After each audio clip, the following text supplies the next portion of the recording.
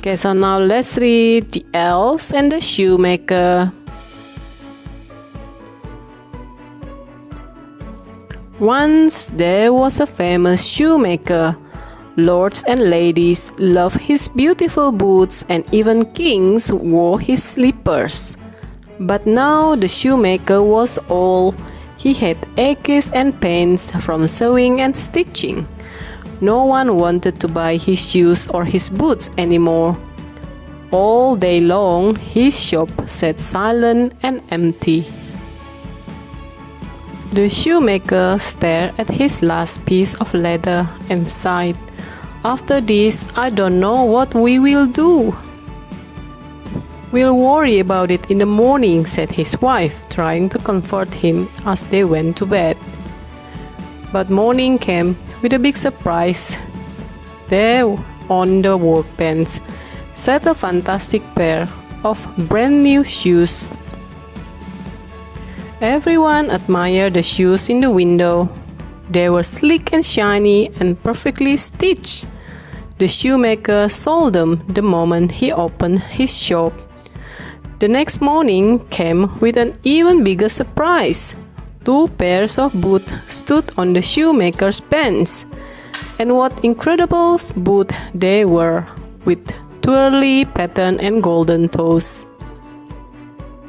The shoemaker sold them in seconds. "Oh my," said the customer. "Never have I seen such elegant boots." "Heaven," gasped another.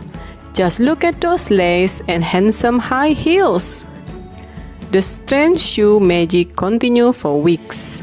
Every morning when the shoemaker woke, there on his workbench were more fabulous shoes. Each day they were finer than the last. They had shiny buckles, twirly ribbons, and pretty bows tied in leather and lace. Word spread, the shoemaker is back to his best. People came from far and wide to buy his splendid shoes. But the shoemaker felt strange about this change of fortune. He knew that his shoes were not really his shoes at all. "Let's hide in the workshop tonight," he said to his wife. "We'll see who is making all these wonderful new shoes." That night, the shoe shop door opened with a quiet creak. 2 shadows filtered through the silvery moonlight and soft feet padded across the floor. 2 tiny creatures in raggedy clothes sprang onto the workbench. They were giggling and grinning and dancing and singing. "Elves," thought the shoemaker. Smiling and singing, the elves set to work, hammering heel, stitching leather, and making fluffy pom-poms. By the first light of morning, the latest pair of shoes was finished, and the cheery little elves scampered away. The shoemaker gasped, and his wife clapped her hands. "What magical creature!" she cried. "We must repay their kindness," the shoemaker said.